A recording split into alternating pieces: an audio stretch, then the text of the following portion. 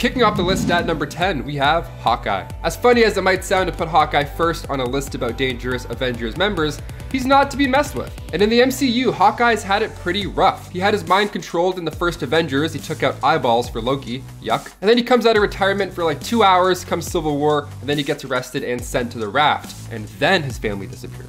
So we catch up with Clint 5 years after Thanos snapped his dirty fingers, and we find him in Tokyo, and he's not the same guy that we once knew at all. He's taken out criminals, this time he's doing it the hard way, and he's suited up as a different character altogether. He's back this time as Ronin. And this is a dark time. He takes out so many people, and he takes them out violently as well. He uses his skills to do it in such a brutal assassin way. I mean, I know you're upset because your entire family disappeared while you were eating hot dogs with mayo. That's fair, but so was the rest of the world, okay? They were affected too. Stick to the arrow, leave the hood and the sword down. Stay Hawkeye, stay nice. And before we continue on with this list of dangerous Avenger members, guys, if you want to go ahead and give this video a thumbs up, that would mean a lot. It helps this channel out so much. You guys are awesome. Thank you so much. Now let's get right back into this list. Number 9, Bucky Barnes. Near the end of World War II, Bucky and Cap were trying to disarm a bomb on a plane while taking down Baron Zemo. Now the bomb went off, hurling Steve and Bucky into the freezing waters, and well, as for Cap, you know his story. He remained frozen, came back out of the ice years later, still mentally and physical at his peak, but this wasn't the case for Bucky. His body fell into the freezing waters, and at the time, a Soviet spy submarine was in the area crossing between the English Channel, so they scooped him up, made him a fancy new metal arm, brainwashed him, and turned him into a brutal assassin with the help of Hydra's own super soldier serum. He joined the Avengers officially in the New Avengers issue 48. Now Bucky is of course considered an Avenger now in the MCU, but during the Civil War storyline, we saw just how brutal he could be as an assassin. He took out all of the Avengers once he broke out with Zemo's help. Number 8, Sentry. He made his first appearance in Sentry issue 1. Meet Robert Reynolds. He was a struggling addict who made his way into a laboratory and discovered something called the Golden Sentry Serum. And then he got the surprise of a lifetime when he was given the power of 1 million exploding suns. Now that plus a homemade costume equals superhero. Sounds pretty good.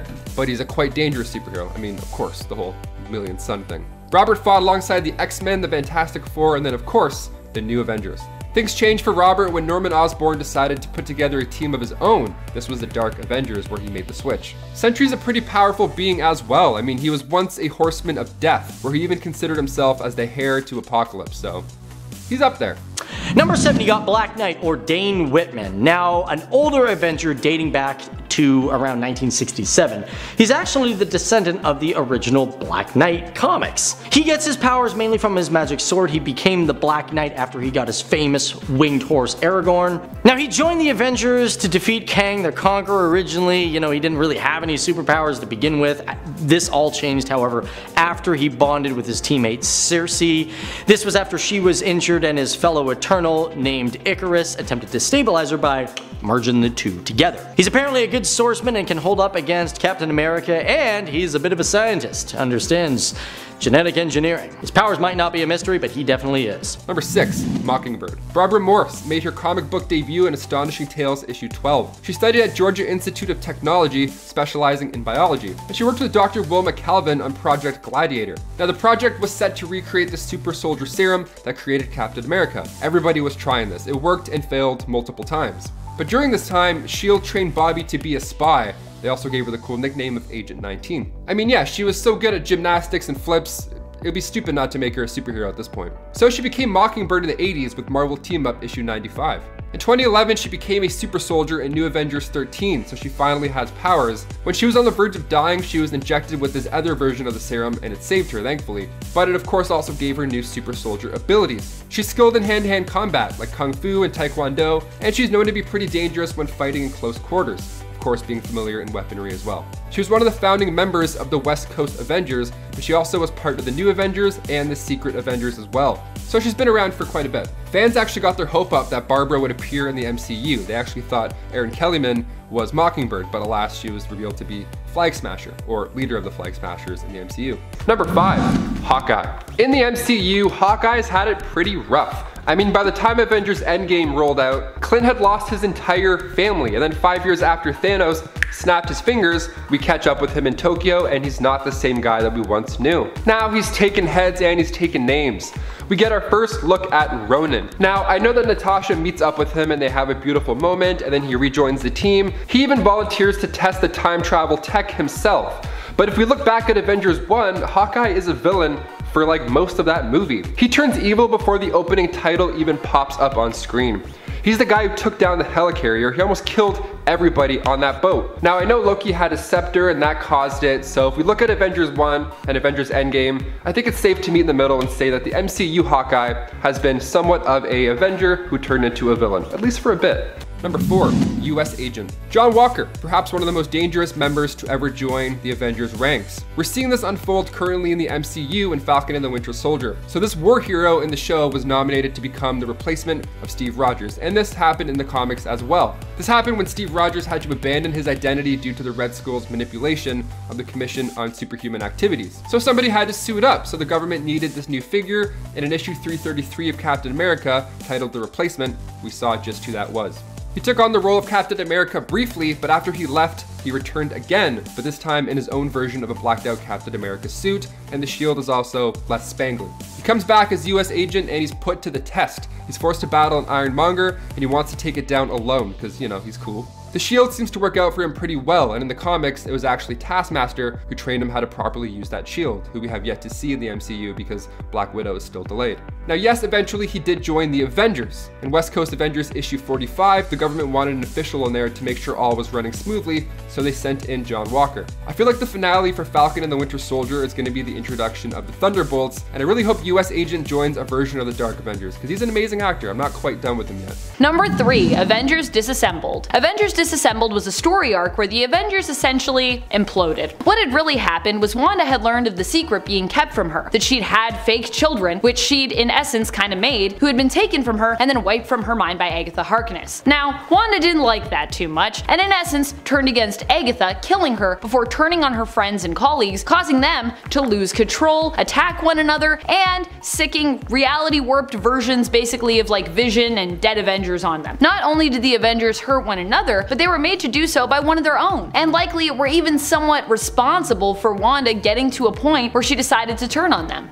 So really, who's to blame here? Is it Wanda or is it the Avengers? Or is it kind of everybody? Number 2, Scarlet Witch. She's a daughter of Magneto and the twin brother of Quicksilver, who I just mentioned, so now's a pretty good time to mention her as well. She was on her father's Brotherhood of Evil Mutants, but most of us would consider Wanda one of the strongest Avengers. She's one of the biggest Marvel characters ever, and during those events of M-Day, she spoke 3 words: no more mutants. And just like that, a mass amount of mutants were depowered, or worse. Now that large number was 986,000, so only leaving a couple hundred left. In the MCU as well, we just watched Wanda go through quite the trauma. In WandaVision, we saw this over the course of 9 weeks, where she had a mental breakdown kind of similar to M-Day, and she trapped Westview in her hex. Now of course by the end of the show she frees everybody and things look pretty back to normal-ish, but with that after credit scene of her studying the Darkhold, and with the given knowledge that Wanda is in the next Doctor Strange movie, I feel like we've only scratched the surface of the Scarlet Witch's true abilities. And finally, coming in at number 1, we have Vision. Of course, Wanda's hubby, android hubby. The Vision is an advanced android to say the least. I mean, he came back from the dead in WandaVision and now he's matching his West Coast Avengers look more than ever, that all-white android look. He was first introduced in Avengers issue 57, created by Ultron using parts of the original Human Torch and the mind of Wonder Man. A little different than the MCU. He then turned on his original creator and joined the Avengers. In the MCU, he's created for Ultron's new body, but with the addition of the Mind Stone and a little bit of Jarvis, we now have this android Avenger. But during the Secret Empire storyline, Vision was part of Hydra's Avengers when they were taking over the world. He used an AI virus to take him over, he being Arnim Zola. A robot gone rogue is quite compelling, especially when he's as strong as the Vision. In the first issue, he's put to the test when the other Avengers are fighting him. He's easily able to take them all on. As long as he's on the good side, we should be okay. Otherwise, it's just gonna be a hot mess. In at number 10, Hawkeye. When Hawkeye first appeared in Tales of Suspense issue 57 back in 1964, he was actually a villain of Iron Man's. After a handful of appearances though, he would go on to change his ways and join the Avengers, with pieces of his origin story coming together in following years. After both his parents died in a car accident, Clint and his brother Barney ran away from the orphanage they were sent to, only to join the Carson Carnival of Traveling Wonders. Here, Clint befriended the Swordsman, who, along with Trickshot, trained the young Clint to become a master archer. But when Clint discovered that the Swordsman was actually embezzling money from the carnival, he attempted to turn his mentor over to the police. But instead, Swordsman beat the crap out of him. leaving him for dead. His relationship with his brother and Trickshot went downhill from there too. And at number 9, Jessica Jones. Jessica Jones may be most prominently known for her role in The Defenders, but the character has been on the Avengers team in the past too. Her origin story takes place in New York City, having gone to the same high school as Peter Parker, who she secretly had a crush on. After her family goes on a trip to Disney World and they're driving back home, their car ends up colliding with a military convoy carrying radioactive chemicals. Those are the chemicals that give her her powers. Her family does not survive, and Jessica ends up in a coma for months. After she does come to, she's sent to an orphanage, and later adopted by the Jones family, who re-enroll her at her high school at Midtown High, where she's ostracized by her classmates, except for Peter. And at number 8, Spider-Man. Spider-Man's origin story is a well-known tale. Peter Parker is bitten by a radioactive spider, he gains impressive new abilities, and after his Uncle Ben is murdered, he learns that great power comes with great responsibility. It's tragic, but it's something that has long informed the actions of the web-slinger. While that's the most popular iteration of the tale, there is a key plot point that tends to be forgotten when it comes to Parker. He was molested as a child. Revealed in the 1984 issue 1 of Spider-Man and the Power Pack, we learn that Peter was sexually abused by an adult he trusted, someone he thought was a friend named Skip Westcott. He grooms Peter somewhat, showing him porn magazines, with Skip saying to Peter, "Let's conduct a little experiment of our own. Let's see if we can touch each other like the people in that magazine." Peter, who had saved a child in a similar circumstance in the issue, admits that when he's rehashing the tale that he was too frightened to leave, despite being vocal about not wanting Skip to touch him. Peter later admits when he's swinging through the streets of New York that confronting what happened to him made him realize that he was not responsible for what had happened, which is a pretty big darn deal. Number 7. Hawkeye. Man, to think that one of the main members of the MCU used to be a bad guy, I mean, like, it's not that hard to believe now, but when you see him break down in Avengers Endgame and start chasing down gangs in Tokyo, then it all starts to make sense how this guy can have a dark side. But the first couple of times that we see Hawkeye show up, he was working with Black Widow, someone who actually we'll be mentioning later on this list. She would get him to tag along on missions where the two of them had to take down the flying tin can man known as Iron Man. But there wasn't enough hate in Hawkeye's heart to keep him on the dark side, and he eventually swapped over to work with the heroes, and since then, he hasn't looked back. Number 6, Loki. Now, never an official member of the Avengers, I mean, he didn't stand with them when every hero in the MCU teamed up to storm Thanos' army and save the universe, but he did some of the most heroic acts that set everything up so the Avengers could save the day. He summoned Surtur so that he could take out Hela, he teamed up with Thor to save the people of Asgard, and he even threw his life on the line to try and kill Thanos. The guy's time as a hero is pretty short-lived, but he did come through when it counted, and I think the Avengers will look back at him as one of the most heroic members of them all. Just saying. Number 5, Jessica Drew. I'm not sure how to describe Jessica Drew's origin story, which has also changed over the years, like most of our favorite Avengers and Marvel characters. Is her story scary?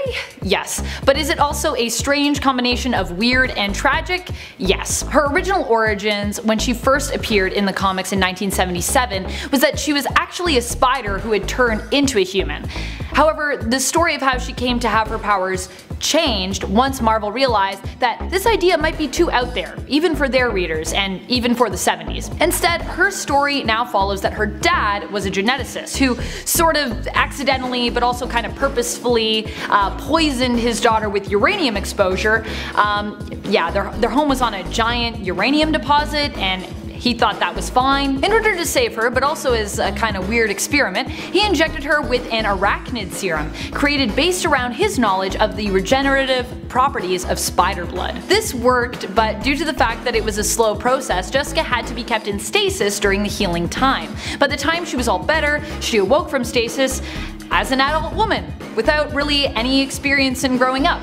Not only is that freaky enough, but she also ends up discovering her newfound powers when she accidentally kills the first person she has a romance with. Oh yeah, she also gets brainwashed by Hydra. Poor Jess. Number 4, the Fantastic Four. I just realized I made them number 4. All 4 of the Fantastic Four have joined the Avengers at one point or another, unsurprisingly in my opinion, as the Fantastic Four seem to be the Marvel team to connect almost all Marvel teams, having some kind of relationship with almost every Marvel character. For their origin story, we have to flip way back in comic book history to the early 60s. A rocket ship's test flight goes awry when Reed Richards, Susan Storm, Johnny Storm, and Ben Grimm are exposed to cosmic rays as they break through the Earth's atmosphere. These cosmic rays transform them into the Fantastic Four. When put that simply, it sounds fine and, you know, kinda awesome. But as many of the film adaptations and Ben Grimm's suicidal moods have demonstrated, the Fantastic Four origins are definitely more horror story than Cinderella story. Number 3. Wolverine. Another gruesome one for the books. Wolverine joined the Avengers team in the new Avengers series. Another X-Men as well, whose mutation was brought on by a traumatic experience. Maybe that's in part why Logan and Rogue have such an intense bond. Logan was the legitimate son of Elizabeth Howlett, who had an affair with his father, Thomas Logan, the groundskeeper of his mother and her husband's huge estate. Logan grew up being abused by his grandfather and also traumatized by his half-brother, who killed his puppy. He discovered he was a mutant after watching his biological father murder his mother's husband, who was kinda like a father to him, in cold blood. And of course, Wolverine's abilities involve claws which tear through his skin, so you can imagine just how terrifying that must have been. And that is just the beginning of his origins. Let me tell you, it does not get much better from there. Including, but not limited to, Logan being raised by wolves, only to have his wolf family murdered by a polar bear. Number 2. Deadpool. Lovable, violent, and tragic. Probably the 3 words that describe this anti-hero, and that's right, Avenger, the best. Wade Wilson is also known for being mentally ill and unstable, which means that his backstory has always been somewhat unclear, as it seems hard for him to remember it. Ryan Reynolds' first Deadpool film gave us a glimpse of his comic book origin story, and while some details were left out, the film followed the same trajectory. Namely, that he broke up with his girlfriend, also Vanessa in the comics, due to his uncurable cancer, and that he agreed to be tested on by Weapon X. As a result, he was granted healing powers, which eventually ended up leaving him scarred. Oh, and he also had a friend in the warehouse/hospital where they were kept. And there was even an Ajax, so not super far off, but still equally scary and upsetting. Number 1. Punisher. Obviously, I had to make Punisher my number 1. His origin story to me is the most tragic and terrifying.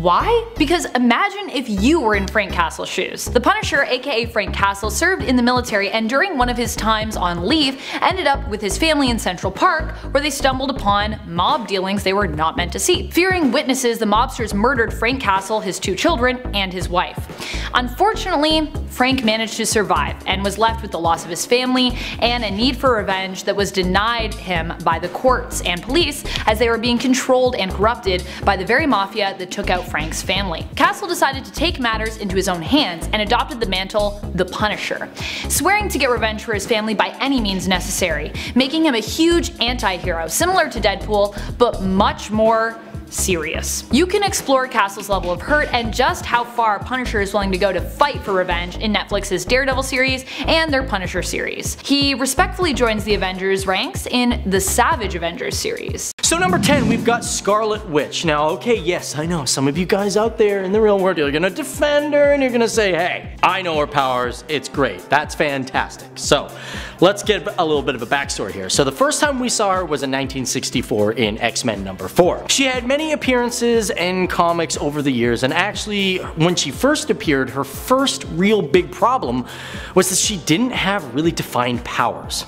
That's right. Her powers initially were called hex powers, and she could just basically do anything and could cause random events to just happen. She pretty much was a wild card for any tough plot points that the writers had. So some things that she would do is, you know, cause Ultron to short circuit randomly and even cause gas mains to just explode, and it wasn't until Kirk Busiek decided that her powers would be all about manipulating chaos. That's when we got a better picture. But however, that didn't really sit well, because by the time we got to the Avengers Disassembled series, she pretty much had the ability to warp reality. However, most people identify her as having chaos magic being used to her advantage. What is chaos magic? Well, your guess is as good as mine. Number 9, we got Miss Marvel, or Carol Danvers, appearing in 1968. Now, in the past, she has had so many problems. As a matter of fact, today she still has a lot. As a matter of fact, most people identify her as Marvel's version of Superman.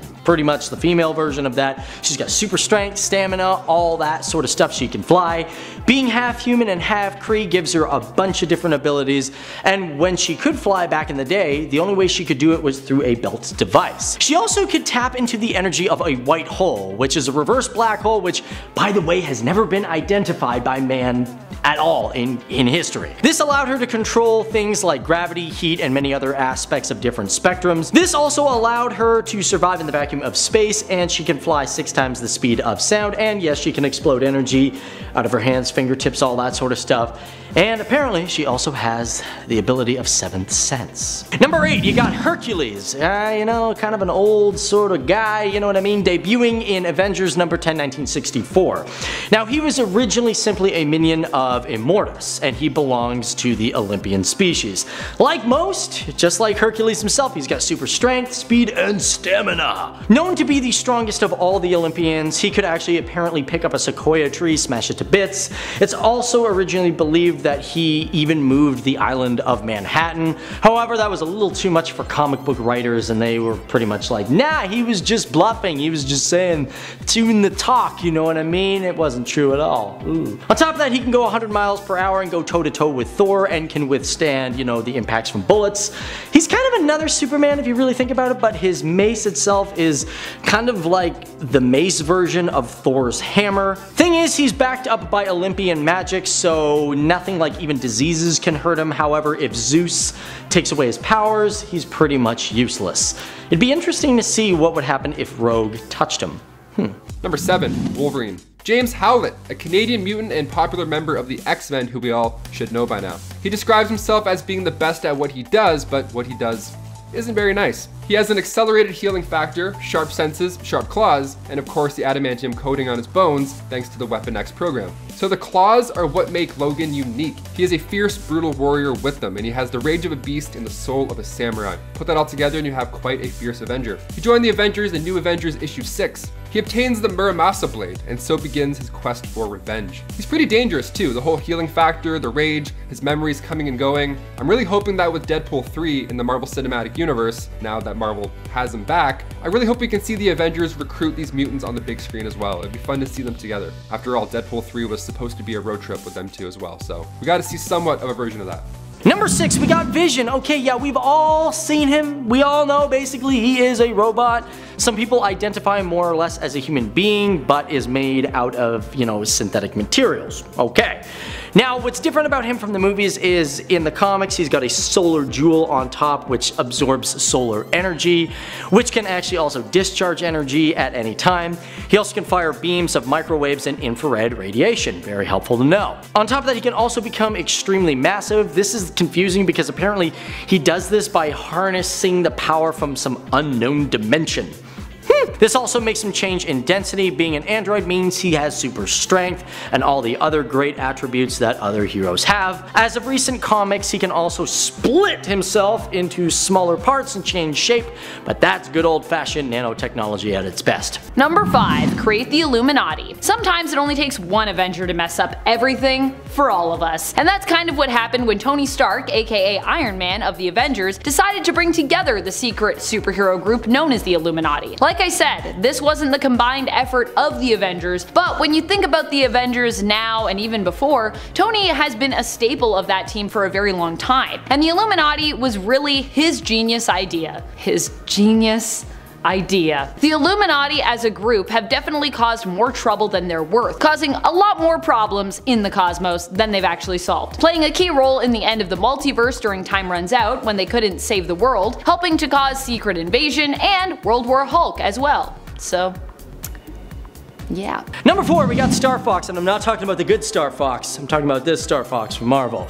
Part of the Eternals group, he appeared first in 1973. Basically, he ages really slowly because he uses cosmic energy. This also makes him extremely hard to hurt because the energy protects him from falls and impacts and other things like that. However, bullets and knives can hurt him, and not just emotionally. However, Star Fox in some series has been able to manipulate gravity using psychokinesis. He also knows apparently 500 alien languages. But his most important power of all is he is capable of activating the pleasure area of enemies' brains, which pretty much helps them calm down so he can win the battle. So I guess you could say, sexiness is his power. Yeah. Number 3, the Vision. Making his glorious debut in Avengers issue 57, the Vision is a synthezoid, and in the comics he was created by Ultron using parts of the original Human Torch and the mind of Wonder Man. Just bam smack together. He turned on his original creator, Phineas Horton, and he joined the Avengers. Nice. And then in the MCU, he's created as Ultron's new body, but with the addition of the Mind Stone and a little bit of Jarvis, we have an android Avenger.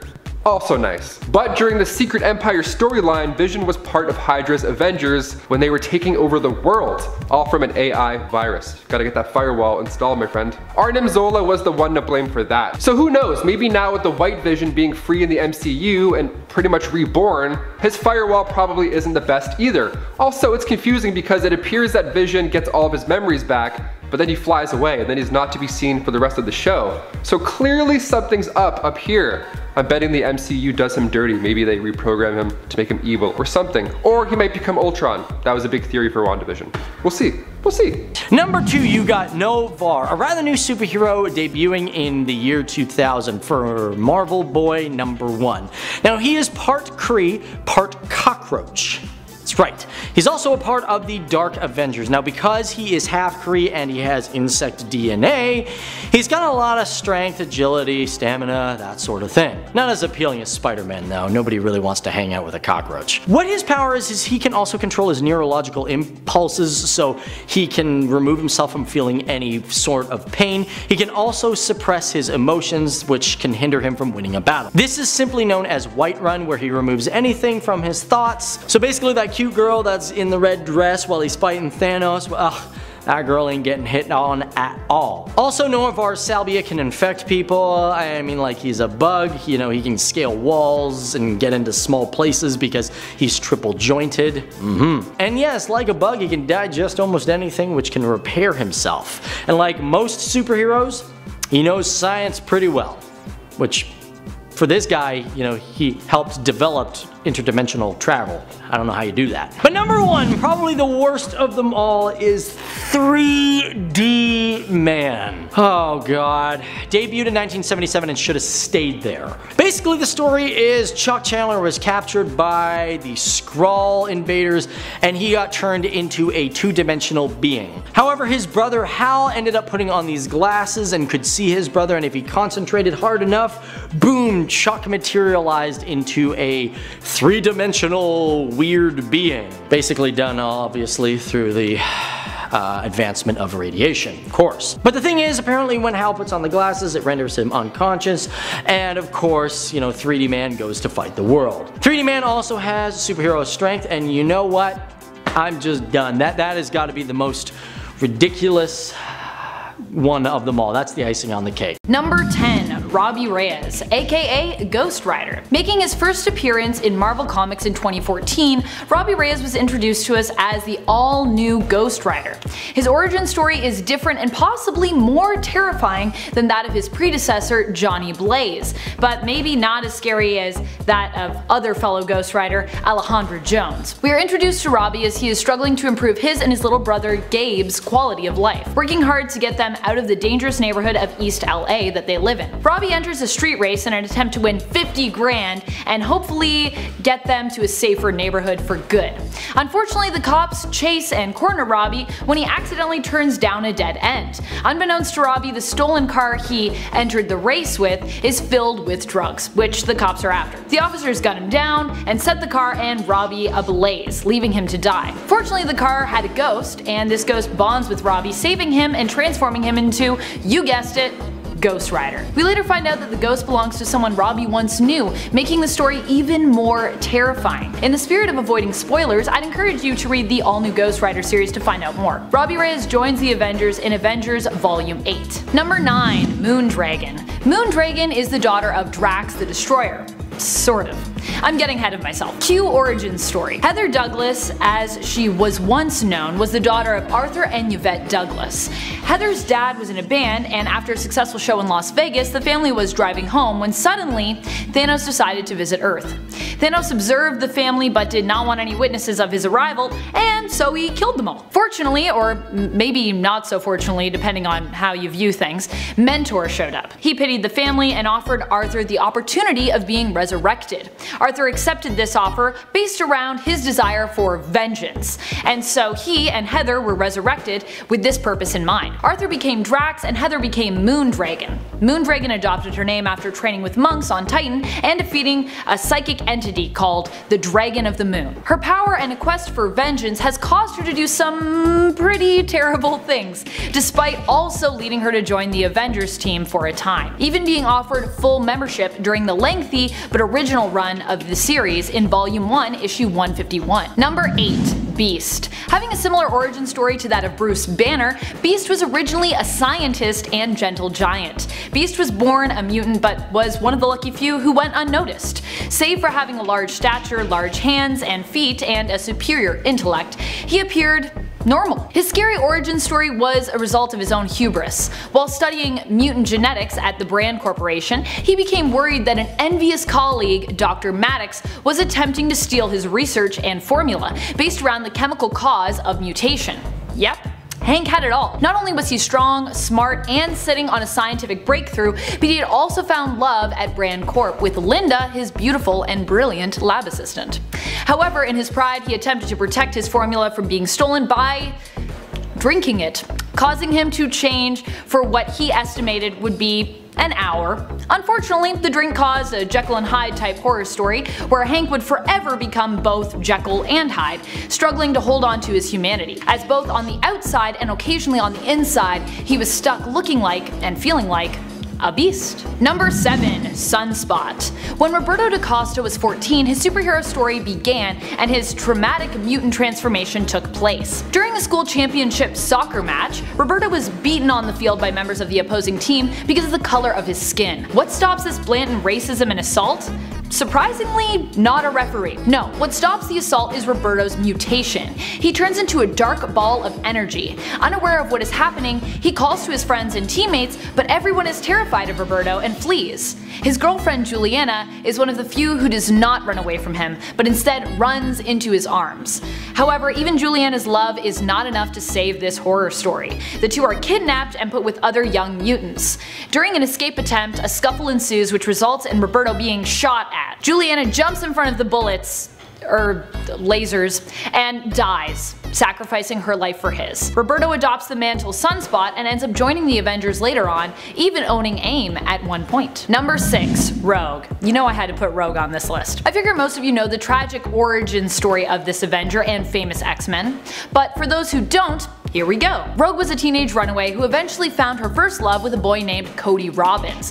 Cody was also her first kiss, which, let's be honest, if we all remember our first kiss, I'm sure it was awkward enough, though not nearly as awkward or traumatic as it was for Rogue, I'm sure. Her first kiss was also when her mutant powers started to manifest themselves. Rogue's powers involve her absorbing life energy through touch, in case you didn't know. This meant that her first kiss and first victim, Cody, was left in a coma. Add that to the fact that she ended up being basically raised, used, and somewhat brainwashed by Mystique, and you've got one crazy origin story for our girl Rogue. She joins the Avengers in the Uncanny Avengers series, issue number 4. In at 5, Black Widow. Black Widow has another well-known origin story, one that we might even see play out in the MCU in the near future in the character's solo feature. And it's likely that it'll remain just as dark as it is in the comics. Despite debuting in Tales of Suspense issue 52 in 1964, it wasn't until the 70s that we got more information on the character's past. The character of Ivan Petrovich tells Daredevil in the comics that he was given custody of Natasha by a woman who died immediately afterwards during the Battle of Stalingrad in 1942. He raised her, turning her into a Soviet spy. This was later retconned though, showing Natasha being raised in the USSR's Black Widow Ops program, with Ivan taking her to Department X where she was brainwashed and trained in the covert Red Room facility, where she's biotechnologically and psychotechnologically enhanced. She's fed false memories in order to keep her brainwashed, and the KGB even arranged a marriage between her and a Soviet test pilot. He's eventually taken away by the KGB for a new program, and Natasha is told that he's dead. Later, when she tries to defect from the Soviet Union, she ends up getting kidnapped, put back in the Red Room, and brainwashed yet again. But luckily, Hawkeye, who at the time she had a romantic relationship with, ends up aiding her and breaking her free from the psychological conditioning, with Natasha later joining the Avengers. In at 4, Sentry. When we first met Sentry in 2000, he was a middle-aged overweight man named Bob Reynolds, who just so happened to remember he's a superhero with the power of 1 million exploding suns, derived from a special serum, although that's been questionably retconned in later years. But despite that one fluid detail, Sentry's first story follows him remembering that he was a hero, and trying to figure out why the rest of the superhero community does not remember that. It's soon revealed that Sentry had voluntarily erased his own memories, working with Mr. Fantastic, Doctor Strange, and a mechanical robot named Clock, in order to make everyone forget. All thanks to Sentry's other more sinister half, Void, a villain of mass power who threatened the Earth, and is one and the same as Sentry. Also, side note, he struggles heavily with addiction to boot. Imagine that, sacrificing your entire memory, your entire life, and making everyone forget who you are, all just to stop the evil that brews within you and threatens to kill all life on Earth. Yeah, that's some terrifying existential stuff right there. And at number 3, the Hulk. We all know that Bruce Banner became the Hulk thanks to being exposed to a gamma bomb, causing him to be affected by gamma radiation. But his origins do go beyond that, especially as far as his rage is concerned. We learned in issue 312 of The Incredible Hulk from 1985 that Bruce was the victim of child abuse. His father was a violent alcoholic who beat him and murdered Bruce's mother. Accidentally, but still, murder is murder. In addition to that, his father hated him for his intelligence and would lash out at him irrationally. Then in college, Bruce would get violent back, beating up his father over his mother's grave. So the fact that he becomes the Hulk, someone with uncontrollable anger, thanks to the gamma radiation accident, shouldn't be much of a surprise. The Hulk was always inside of him, but now manifests as his big green other half. In at number 2, Carol Danvers. Carol Danvers has been through some major crap. And she's had multiple origin stories of sorts too. One for becoming Miss Marvel, one when becoming binary, and another prior to when she became Captain Marvel, although the latter two kind of bleed into one another. So when Carol was Miss Marvel and part of the Avengers, there was a storyline in which Marcus, the son of Immortus, a major Avengers villain, shows up and kidnaps Carol, takes her back to his dimension, brainwashes her, rapes her, impregnates her, and then uses her pregnancy for her to give birth to him so he can return to Earth in a physical form. Yeah, that's messed. He grows from child to full man in a matter of moments, then kidnaps Carol again, all of which none of the Avengers bat an eye over. This is not something that went over well with fans, critics, or Carol herself. After some aid from the X-Men and Professor Xavier, Carol comes back and gives the Avengers hell for abandoning her in her time of need. She later becomes binary, where she gets a major cosmic power boost, but later, thanks to more traumatic stuff between her and Rogue, with Rogue absorbing her entire personality, she ditches the X-Men and binary. Eventually, she takes on the Captain Marvel mantle and ends up struggling with alcoholism, something that Tony Stark helps her out of since he once was a past alcoholic himself. All in all, she's gone through quite the journey to become the woman she is today. You can also see why the MCU decided to leave out that rather traumatic Marcus storyline out of the Captain Marvel movie too. And finally, in at number 1, Yellow Jacket. Hank Pym is another character with various different origin stories for his various different personas. It's also worth noting that he struggled with major mental health issues over the years, some of which weren't developed the most empathetically by some writers. Now at the time when Hank's Yellow Jacket persona is revealed, Hank had just created Ultron, and had already had 2 nervous breakdowns in the comics. The most recent being because he realized he was the one responsible for creating one of the Avengers' most deadliest foes. Out of that second nervous breakdown, Yellow Jacket is born, a bombastic, prideful superhero of sorts who claims to have killed Hank Pym, and then kidnaps Janet, to whom he proposes to.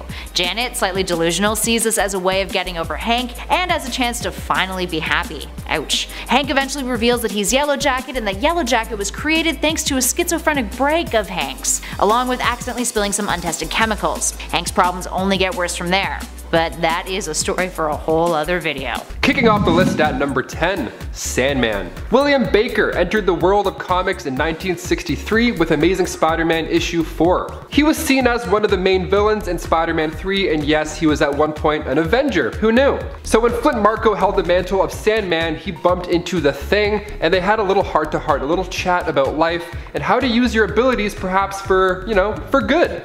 So he started to help Spider-Man a bit here and there, and then in Avengers issue 329, Captain America announced a new Avengers team, and on that roster was the Sandman. He was one of the 7 reserve members. He of course didn't last because, well, he was a reserve member for one, and coming from the villain side already, I'm sure he had one foot out the door anyways.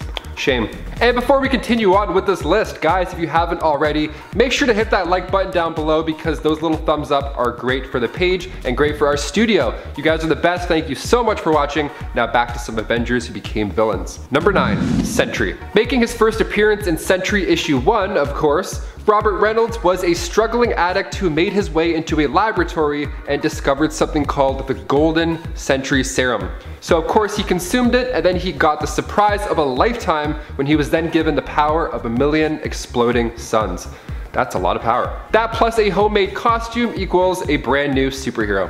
Robert fought alongside the X-Men, the Fantastic Four, then the New Avengers. Things changed for Robert when Norman Osborn decided to put together a little team of his own, the Dark Avengers. So Sentry was also once a Horseman of Death, serving alongside Banshee, Grim Reaper, and Daken. He even considered himself as the heir to Apocalypse at one point, so definitely not an Avenger anymore, for sure. Number 8, Namor. King Namor is of course Marvel's version of Aquaman. He's the king of the seas, and he's also not a fan of metahumans, surprisingly. He mostly would go head to head with Black Panther and Wakanda. He wasn't a fan of Wakanda. He often attacked it quite a bit. He was asked to join the Avengers back in 1963 in Avengers issue 16, but he declined. Too cool for school. We get it. All right, cool. He did join for a brief amount of time though, but when the Avengers vs. X-Men happened, he stood with the X-Men and he fought Luke Cage and the Thing.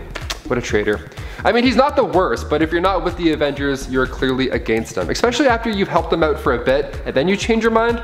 Come on, dude. Number 7, Iron Man joins Kang. Yeesh, the crossing. What a weird crossover event. Every time I think I'm over it, we come up with a list topic where I kind of can't help but like return to it. In this event, Iron Man, one of the main Avengers, was revealed to be secretly one of the baddest of the bad, as we learned that Iron Man had actually been working for Kang, or rather, Kang's Immortus version, for years. That's right, it turns out that Iron Man is actually a sleeper agent for Kang, or he was.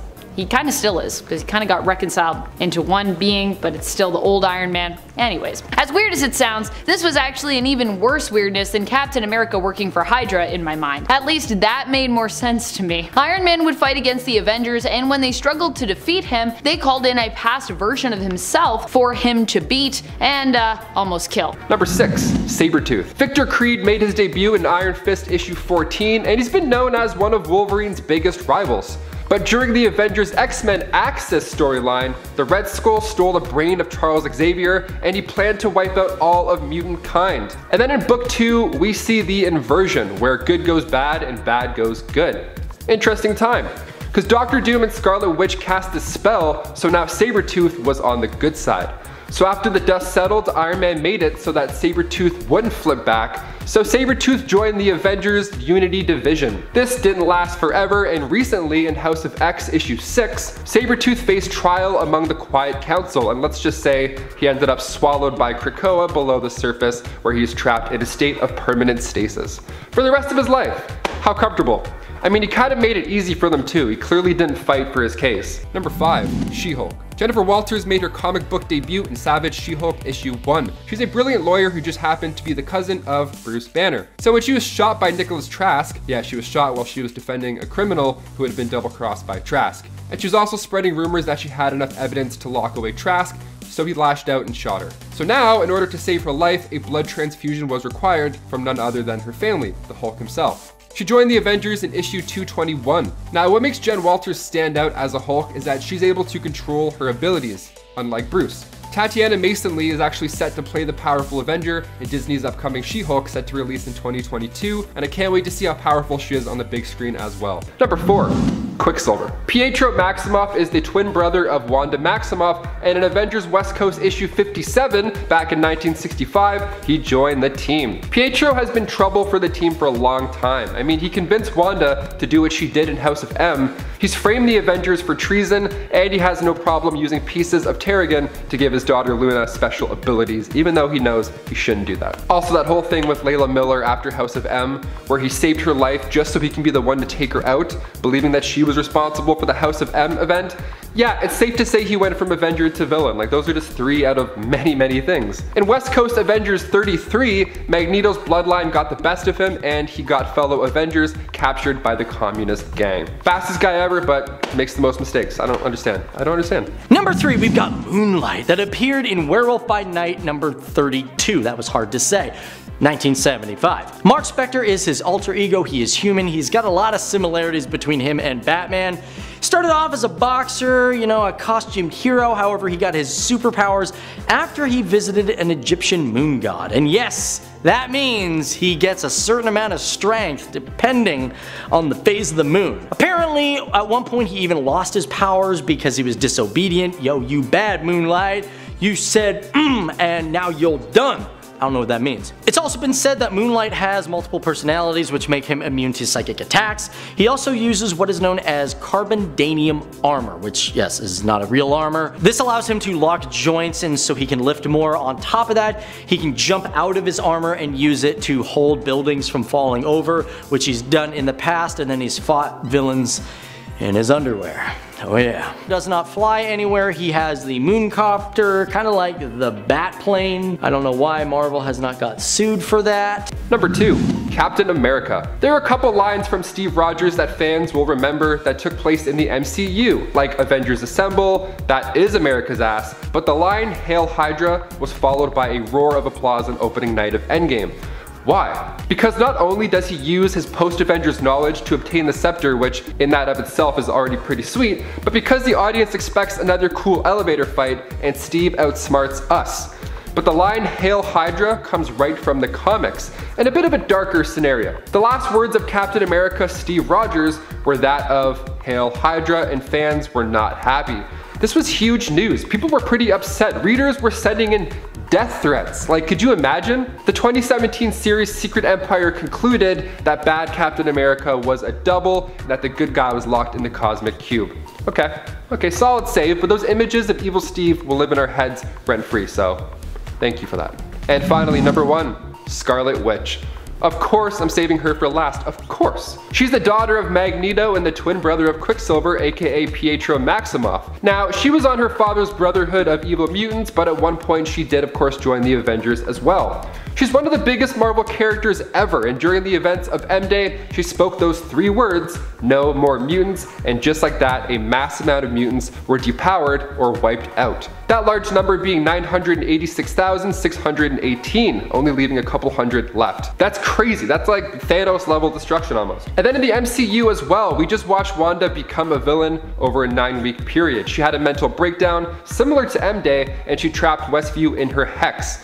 Now, of course, she frees everybody and things look pretty back to normal, kind of, by the end of the show. But with that after credit scene of her studying the Darkhold, and with the given knowledge that Wanda is in the next Doctor Strange movie, she's for sure going to become a villain. Even for a little bit, she'll be a villain, for sure.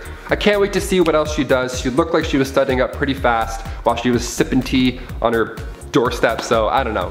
Her mind's crazy. She can do anything she wants. Number 10, Civil War I. Oh boy, the first Civil War caused a great uproar and a good deal of problems in the superhero community. It also made Earth vulnerable to attack, as it evidently involved just infighting. When superheroes turn on each other, that's bad. When 2 main superheroes who are part of the same team turn on each other, that's ridiculous. And that's exactly what happened with Civil War I. While the inciting incident that divided heroes wasn't caused by Iron Man or Captain America, and actually was pretty serious, they both had become leaders of 2 different approaches for how to best resolve that main issue. Iron Man believed that superhuman beings needed a shorter and tighter leash basically, and should work with the government so they could kind of be overseen. Number 9, Axis. Axis was an event where we saw heroes and villains sort of do kind of like a role reversal. This happened as a result of a spell backfiring, cast by, well, you probably guessed it, none other than Scarlet Witch. Wanda, for being a powerful magic user, has kind of a challenging time with magic. Although, to be fair, she actually wasn't the only caster involved here, although she is the one that we often talk about. Doctor Strange started casting with her, and when he got taken out, Doctor Doom actually helped in his stead. So Doom is also possibly to blame as well, even though Wanda usually takes a a lot of the flack for this one. What launched the Axis event was Wanda and Doom attempting to cast a spell on the evolved and supremely powerful version of Red Skull, Red Onslaught, which sort of came about when Magneto was like, I know how to fix this, I'll kill you, and then Red Onslaught happened, so it didn't work out so great. The spell actually succeeded, but kind of backfired in that many other heroes and villains within a certain radius also got hit with the spell unintentionally. Oops. And friends, if you are loving what we do here at Top 10 Nerd, may I recommend that you check out our latest channel, Most Amazing Top 10 Anime. Number 8, Hydra Cap. Hydra Cap is definitely a pretty bad thing that happened for the Avengers in, well, in many regards. One, Hydra Captain America is literally another version of Captain America who for a while we actually thought was the main continuity version for real, so we're not off to a great start with that. Number 2, the Avengers failed to stop Hydra's Supreme Cap from taking over the US. Number 3, some of the Avengers were even manipulated into joining Hydra and Hydra Cap's forces. Some of them were actually like possessed and some of them were just kind of made to do so. All around it was just a rough time and not a great look for the Avengers overall. I'm actually surprised there isn't more pushback from the public today as a result of this one. Number 7. The Incredible Hulk. So Thor Ragnarok was loosely based off the Planet Hulk storyline. I say loosely because, well, the comics, that story didn't end up going so well, obviously. Because on Sakaar, the rocket that he arrived in ended up blowing to smithereens, causing some casualties that left the Hulk a little heartbroken, to say the least. So he rolls his shoulders back a few times and then he heads back to Earth, and thus begins the World War Hulk storyline. He just destroys everybody. It's so scary. I mean, all the heroes that Earth has come to love just in the path of this death train. Like, he locks the Illuminati in Madison Square Garden and then makes them fight to the death. It's like Madison Square Up Garden. I mean, once you spend enough time on Sakaar, I guess it becomes second nature. I don't know. The whole story is a bloody good mess. It's great seeing the panic on the Avengers' faces the entire time because they know that they're screwed, and that's what makes it real and scary. Number 6, Final Fight. When the Earth was threatened by incursions during the events of Time Runs Out, what did the Avengers do? Save the day? Try to stop those incursions? Not exactly. Captain America had once been a member of the Illuminati, the secret group of heroes who banded together to resolve ideally all of Earth's problems without anyone actually even knowing. A group of superpowered intellectual, philosophical, and moral geniuses. At least, that's what they thought. When the incursions were discovered to be a threat, and the majority of the group felt that it was important to consider the possibility that they'd maybe need to destroy other worlds to sort of save themselves from it, Captain America fought vehemently against that idea. As such, his mind was wiped and he was decidedly ejected from the group. When he regained his memories, rather than use the Avengers to fight against the incursions and find a way to stop them, he actually spent the last bit of time before the multiverse was to end hunting down the Illuminati and in a toe-to-toe battle with Iron Man. Number 5, we got Mantis, probably my least favorite hero that I've ever seen brought to the screen. She's been around since 1973, so you gotta give her some credit there. Her origin though is completely unknown. Literally, she talks about herself in third person, and she says this one came from a place she must not name to reach a place no man must know. So I guess, you know, you don't really know where she's from. She also trained in martial arts, boom bam, that's good, and she apparently can even, or at least almost beat Captain America. Her biggest and strongest power is obviously using psychic empathy, which means she can feel other people's emotions, man. Basically, she's Deanna Troi from Star Trek. This allows her to figure out also a person's weak spot where she can immediately, boom, knock them out. She's apparently really strong, and with that, she's never ever, well, only once has she ever lost in a hand-to-hand combat situation. On top of that, she has the ability to meditate and heal herself. In some series, she can even sense the future. Number 4, Civil War II. Even worse by far than Civil War I was its follow-up, Civil War II. In this story, we got more infighting, but for less logical reasons. This time, it was Iron Man versus Captain Marvel, because I guess Iron Man just really needs to like duke it out with all the captains. This one is one we can also likely more blame on the behind the scenes, as Marvel was definitely aiming to capitalize on Civil War I's success with this follow-up, but it just didn't work out too well because Civil War II didn't really make a lot of sense for most readers. But in terms of the canon, Carol, I think, was hands down to blame here for just being, well, unreasonably aggressive on the matter that was up for debate. Whether or not to let Inhuman Ulysses, a precog, predict the future and then based on those predictions stop future criminals from committing future crimes before of course they even happen. Yeah, and I say that as a Captain Marvel fan. I'm a big Carol Danvers fan, but this one was pretty one-sided in my mind. Even I am like, I think Carol was wrong and Tony was right. And I don't say that very often. often. Number 3, Quicksilver, the twin brother of Wanda Maximoff. I figured it was a great time to mention this speedy Avenger. Pietro Maximoff is the twin brother of Wanda, and in Avengers West Coast issue 57, he joined the team. Now, Pietro had been trouble for the team for a while now. I mean, he convinced Wanda to do what she did in the House of M storyline. He's framed the Avengers for treason at one point, and he was fully okay with exposing his daughter Luna to Terrigen. He's kind of the worst. That's actually how Luna got her abilities, but still, bad parenting 101. In West Coast Avengers issue 33, Magneto's bloodline got the best of him, and he got fellow Avengers captured by the communist gang. Even in the MCU, Quicksilver was first introduced as a villain. He and Wanda were actually both Team Hydra in the start. Now his super speed is not to be toyed with, he's quite powerful. In Marvel Zombies, Quicksilver gets tricked by Mystique, he gets bit, and then with his incredible speed powers, he's able to turn everybody into zombies all around the world within minutes. The situation went from bad to unstoppable thanks to Quicksilver. Number 2, ignoring Scarlet Witch. Avengers Disassembled was bad, but likely what was worse was that it kind of could all have been avoided if the rest of the team had simply, I don't know, cared more about their teammate and friend, Wanda. Scarlet Witch had a lot happen to her, and although this is of course superhero comics where every day that you're alive there's a threat of trauma or, you know, of the world ending, or both, there had been many signs that Wanda was not in a good place. Rather than do something about it or, you know, attempt to, I don't know, get her help, mainly the Avengers just went on as though everything was fine. I mean, I know they all each have a lot individually going on, but come on guys. If you have someone with reality warping powers on your team and they are using those powers to create fake children which then disappear without a trace after they also lose their life partner thanks to them basically being taken apart, mind wiped, and rebuilt as a blank slate without emotion, you might think to offer them some help or, you know, at least check in to see like if they need anything, if they need a hug or a conversation. I'm not blaming them for what Wanda did, but I would at least like to hold them accountable for being pretty much awful friends to her in her time of need. Number 1, no more mutants. Probably one of the worst things that at least one of the Avengers did was to threaten all of the mutant kind's existence with just, you know, a few words. Although admittedly, this wasn't so much Wanda's fault as it was Marvel's, who of course needed some reason to get rid of mutants for a bit because, you know, they'd sold the rights away and they weren't really profiting as much from comics involving mutants at that time, and they simply had too many of them. But reasoning behind the story aside, during House of M, Wanda in the end struck out at all mutants because her father, she felt, was more obsessed with fighting for mutant rights than he was with his actual own flesh and blood family. Although we'd later learn that Scarlet Witch and her brother Quicksilver weren't even really like flesh and blood family. To begin with, part of the reason that Wanda suffered the mental break, which caused House of M and later M Day, had to do with the fact that her friends and Avengers didn't seem to notice or perhaps care that Wanda was suffering as a result of losing her children. And in fact, let us not forget that Janet Van Dyne, the Wasp,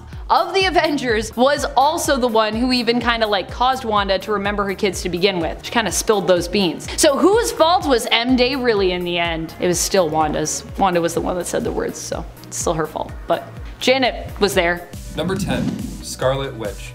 So many of us like to see the Scarlet Witch as this misunderstood magic user that is just looking for love. Well, she used to be one of the original members of the Brotherhood of Evil. She was teamed up with Magneto right from the start, and for years she thought her powers were only mutant powers. I mean, it made sense her brother Quicksilver was a mutant and the two of them were both working for Magneto. He was a mutant and everybody they were fighting was also a mutant. But after Scarlet Witch and her brother decided to part ways from the Brotherhood, they would decide that they needed to start using their powers for good and join the Avengers. It's wild how in comic books you can go from domestic terrorist to hero like that fast. It's incredible. But even after Scarlet Witch would decide to be a hero, it wouldn't be the last time she would do something to hinder nearly every hero in the world. And of course I'm referring to the infamous M Day would have Scarlet Witch use her powers to rewrite reality and see it to that the mutants are nearly extinct. This was partly caused by her relationship with Magneto, who's her dad, and a very not great dad, I can also say. And before we go to number 9, if you guys could go ahead and give us a thumbs up on this video because it does go a long way for our channel.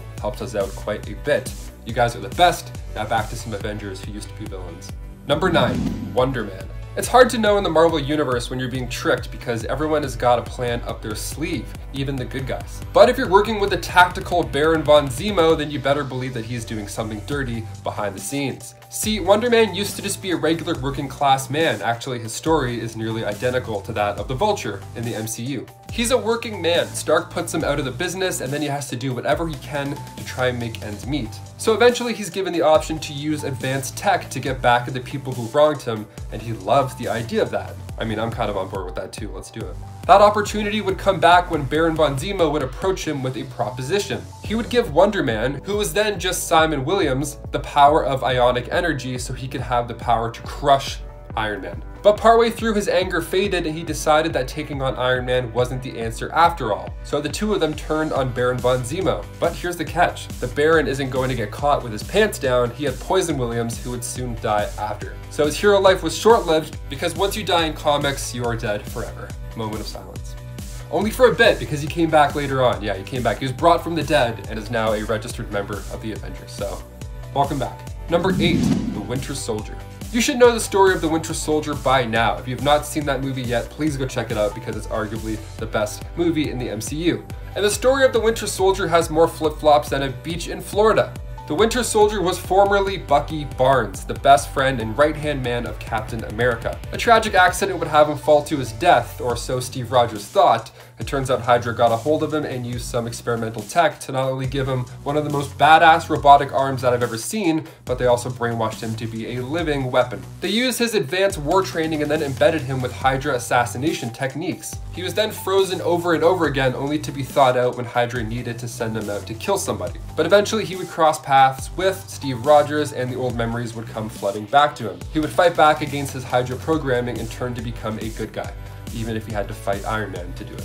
In at 7, Quicksilver and Scarlet Witch. When the Maximoff twins first hit the pages of Marvel Comics, it was 1964 in X-Men issue 4 as members of the Brotherhood of Evil Mutants. They were reluctant villains, but their origin dates back much further than that. Their mother, Magneto's wife Magda, had fled from him when she was pregnant, taking sanctuary at the High Evolutionary. Fearing that her children might be discovered, she flees, leaving them behind. When superhero Miss America gives birth to a stillborn child and dies, the midwife attending her tells the Wizard, Robert Frank, that Miss America gave birth to Wanda and Pietro, although he flees too in grief. The twins are then left in the care of two Romani citizens, Django and Mara Maximoff, who raised them. Their adoptive parents are then killed after Django steals bread to feed the family, and their village is set on fire. Wanda and Pietro flee. Later, when Wanda uses her abilities to save a child, an angry mob hunts the twins down until Magneto rescues them, recruiting them for the Brotherhood. And at number 6, Iron Man. While the MCU has adapted Tony Stark's origin story quite seamlessly into a contemporary context, back in the day, when the character first came out in Tales of Suspense issue 39 back in 1963, he was created as the quintessential capitalist. Tony is the son of a wealthy industrialist who becomes a weapons manufacturer, and ends up getting kidnapped in Vietnam by enemy forces after he's injured by a booby trap, causing shrapnel to get lodged into his chest, slowly moving towards his heart. He ends up working with a fellow prisoner, Ho Yinsen, to create a magnetic chest plate to keep the shrapnel from killing him, along with a suit of powered armor, which Stark then uses to escape. If you know anything about American history, you know that Vietnam was one of the most traumatic events to ever occur in both the US and Vietnamese history, and left both nations struggling with some major PTSD for years to come. While the MCU terrorists are arguably just as scary, there's something about Tony Stark being nearly fatally injured in the jungles of Vietnam that makes his initial origin story quite terrifying when you really think about it. 5. Daken. I mean, we should probably get Wolverine and the rest of the mutant crew in the MCU first, but as soon as they are in, this is one of the people I want immediately thereafter. Daken is the son of Wolverine, who actually currently goes by his given name of Akihiro in the comics. Daken was actually a cruel nickname that Akihiro initially just adopted as his own. Daken in Japanese basically translates to cur or mongrel in English, and was used in reference to the fact that Akihiro was mixed race. His mother was a Japanese woman, Itsu, who was murdered before she could give birth to him, and his father was Wolverine, who believed that their unborn child had also been killed along with his wife, and therefore did not know that he'd actually been stolen and survived following Itsu's death, which was pretty awkward later. Daken was raised to hate his father and would grow up to become a villain and specifically an enemy to Wolverine. Norman would recruit Daken to become his stand-in Wolverine for his Dark Avengers team, which I love. Number 4, Ragnarok. We've already had one Thor replacement on this list, but luckily the Dark Avengers were having a buy one get one free sale and threw in an evil cyborg clone as a bonus. Eventually going under the apocalyptic Norse moniker of Ragnarok, this clone was originally made by Tony Stark, based off a strand of hair that the billionaire stole after his first encounter with the Asgardian. During the events of Civil War, Tony unleashed this mad clone as a deterrent against the anti-registration side of the conflict, and received a ton of backlash when the clone wound up being more powerful than intended and eventually had to be destroyed by the god Hercules. Nevertheless, cyborg clones just don't die, and Ragnarok was given his new codename as a member of the Dark Avengers and lending muscle to Norman Osborn's new reign of terror. Could you imagine seeing this guy in the MCU? I'm sure Chris Hemsworth is down for playing double the roles, right? Number 3. Moonstone. Moonstone is someone I've wanted for a while in the MCU. She's not only the Dark Avengers stand-in for Carol Danvers as their Miss Marvel, but has also been a member of the Thunderbolts as well. So it seems doubly likely that we'll get her eventually. Norman chose Carla Sofin to become his Miss Marvel after Carol refused to join Osborn's team. Carla also would become an antagonist to Carol herself, as well as having history with the Marvel name prior to that. I really am eager to see Captain Marvel and Moonstone face off in the MCU, so I'm really hoping that Carla does end up joining our new darker hero team that seems to be slowly forming. I can't wait. Number 2. Mac Gargan. Spider-Man has had more than his fair share of animal-themed villains over the years, but few have had as many twists and turns in their persona as Mac Gargan, most commonly known as the Scorpion. Originally hired as a private investigator by J. Jonah Jameson to learn more about our beloved wallcrawler, Gargan's rivalry with the webhead ascended into supervillainry when he was paid $10,000 to undergo a procedure giving him all the proportional strength of, you guessed it, a scorpion.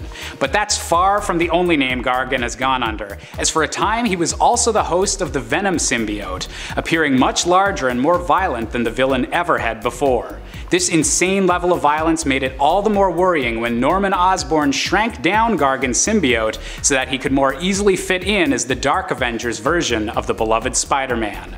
Now, technically Mac Gargan has already appeared in Spider-Man Homecoming without any superpowers yet, but come on Marvel Studios, we need to see Nacho from Better Call Saul wearing a symbiote suit pronto. Number 1. Iron Patriot. Yep, you maybe guessed it. Iron Patriot is probably one of my favorite Dark Avengers around and is also our number 1 spot. He also happens to be both the leader of the team and of Hammer, the organization behind the Dark Avengers. That's right, Iron Patriot is none other than Norman Osborn, who stands in as a version of the Avengers' Iron Man. Of course, he is much more sinister and obsessive than any version of Tony could ever be. And sadly, he also kind of ruined the Iron Patriot name. Poor Rhodey. Norman as Iron Patriot is not only a team member, but is also the one who ultimately decides who he wants on his team, recruiting other villains and turning them into alternate versions of superheroes. I also just selfishly want Norman Osborn in the MCU for Spider-Man because he's such a great villain overall for Spidey, but then again, he also has proven himself as a great villain just overall in the comics, so to see him as like a big bad would also be pretty cool. Number 10. Bullseye. What do you do when you have a supervillain whose power is being able to hit practically any target? Well, you have him replace a superhero who can pretty much do the same. Bullseye, a mysterious assassin who we still don't even know the full name of beyond Lester Somebody, is most well known for frequently clashing with Daredevil and being under the employ of Kingpin. However, after using his sociopathic talents during the Skrull invasion and aiding the Thunderbolts, Bullseye was given the position of being a replacement Hawkeye, a position he kept threatening to lose as his murder sprees began drawing more and more attention to the villainous side of Osborn's Avengers team. Who knows, maybe we'll get a season 2 of the Disney Plus Hawkeye show and get to see an evil Hawkeye on screen after all. Number 9. Toxie-Doxie. Toxie-Doxie is one of the worst there is out there. She is June Covington, a post-grad who was working at NYU and became obsessed with perfecting the human genetic code. She succeeded in doing so and aimed to use her research to fix Jenix, a man who she found to be perfect except for a birth defect in his arm. In issue number 1 of Osborn, we learn that the man, Edward Wynne, would however refuse her help and attempt to have her imprisoned for her extreme research methods and basically eugenics-focused science. But she'd get back at him later on. Claiming to have changed her ways, she lured him to her lab, paralyzed him, and then left him trapped there to rot. Toxie ends up joining the Dark Avengers team following Norman Osborn's escape from the raft. She becomes the new Scarlet Witch of his team and also ends up romantically involved with Norman, despite initially showing disinterest in him the first time they met when she was drumming up money to fund her research. Number 8, Ares. Tell me if you've heard this one before. The gods of one of mankind's most well-spread mythologies are actually advanced beings from their own unique pocket dimension, so powerful and advanced compared to the people of Earth that we can only qualify them as godlike. Well, this is the explanation given in the Marvel Universe for both the Greek and Norse gods, and perhaps that's why Norman Osborn was able to use them so interchangeably when searching for a replacement Thor. While the Greek god of war Ares had been on good terms with the Avengers before Osborn was placed in charge, he was one of the few superpowered beings who saw nothing wrong with the change in leadership and would go on to lead the Dark Avengers assault on Asgard. Asgard may be gone in the MCU already, but that doesn't mean I'm still not itching to see Thor and Loki take on another Pantheon's god. Bring it on, Marvel. Number 7. Aya Peak. Aya Peak is one of the alternate darker versions of Spider-Man. Overall, a pretty deadly and cool character inspired by an actual worshipped and feared deity of the Mochi civilization, which flourished in northern Peru from the 1st to 8th century CE. Pretty neat stuff. Aya Peak ended up joining Norman Osborn's Dark Avengers team that was assembled after he escaped the raft. I think he'd be a cool character to have for his overall appearance. He has like snakes for hair, fangs, and a spider-like body with multiple limbs, but he'd also just be cool to act as an anti-Spider-Man, being literally a man, or well, god really, who is part spider but is known for his more cruel and violent approach. His name is really Aya Peak the Decapitator, so yeah. Also, what's up with Dark Avengers and gods? Apparently that's a thing. Number 6, Scar. You might have heard that the Hulk briefly lived as a gladiator on the distant world of Sakaar, but did you know that in the comics he wound up actually having a son from this adventure? The offspring of the Hulk and Kyera the Old Strong, Scar's mother died so that he might live during the destruction of his planet, and eventually made his way back to Earth following in his father's footsteps. While initially seen as a threat by many of the world's heroes, Scar wound up being one of the few Dark Avengers to redeem himself. He was secretly a double agent for Steve Rogers all along, right under Norman Osborn's nose. The Hulk's always been one of my favorite characters in the MCU, and seeing him deal with father and son issues would bring a whole lot of drama to everyone's favorite universe, and I personally can't wait. Number 5. Red Hulk. I really love the Hulk's villains. I mean, you have the leader, which kind of represents the opposite of the Hulk, all brains with very little brawn. But then so many of his other villains are just like him but slightly different, and I wouldn't have it any other way. Let's just get 2 cannonballs and fire them at each other and see what happens. Boom. The results are usually pretty explosive. Well, if you didn't know, Red Hulk is the general who always wanted the Hulk dead. Thaddeus Ross. I guess he went down the if you can't beat him, join him line, thinking that when it came to taking out the big green beast, he was actually able to keep his identity a secret, but once it was finally revealed who he was, it would be Captain America that would team up with him. With the two of them having a military background, it kind of made sense. It also made sense for the Red Hulk to become a hero. I mean, Thaddeus wasn't that far off in his quest to stop the Hulk, even though the big green beast is a force for good most of the time. He would be seen as a threat to everybody else around him. And Thaddeus seemed to have better control over his version of the Hulk than Bruce ever did. Number 4. Namor. It doesn't matter what comic book universe you're in, you gotta have a fish dude. That's just a staple of how everything works, that's it. And for the Marvel Universe, we of course have Namor. The Submariner, he was actually one of the original villains in Marvel. The dude's pretty old, with his first comic coming out in 1939. He's the ruler of Atlantis, and he didn't like the way things were handled on the surface, so he decided to duke it out with the people walking on land. Turns out that he wasn't a match for the people on the surface, so he decided to join them. He would eventually team up with the Avengers, but even though he was now fighting side by side with them, he's always had a superiority complex when it comes to dealing with surface-dwelling super people. And even though the Avengers saw him as an ally, when push came to shove, he would ditch them and team with the X-Men to try and take down the Avengers. He even flooded Wakanda, which seems like a bit of an overreaction. He's always had a sore spot when it comes to the Black Panther. I think maybe it's because he hates seeing a surface civilian as advanced as Atlanteans.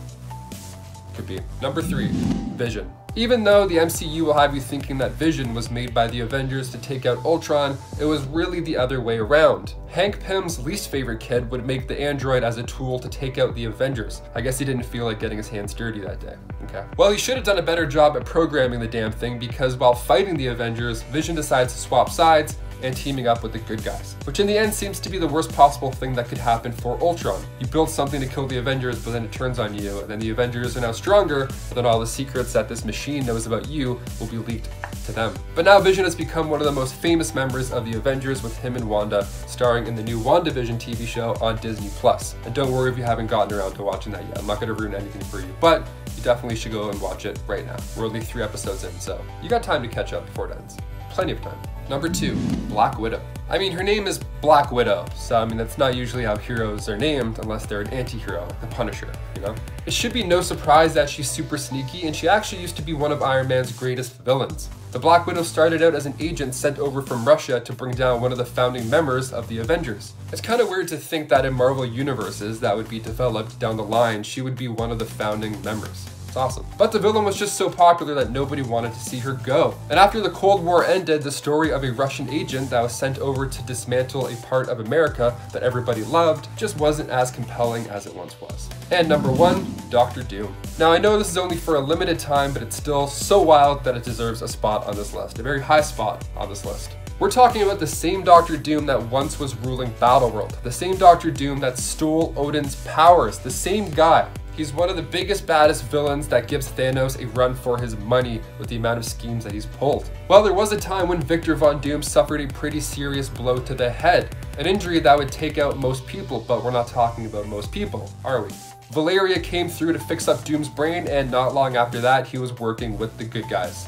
Right around this time, Tony was in a deep coma, so someone needs to step in the role of Iron Man. And who better than Doctor Doom himself? Having Doom become Iron Man for that brief moment was one of the coolest moments ever, hands down.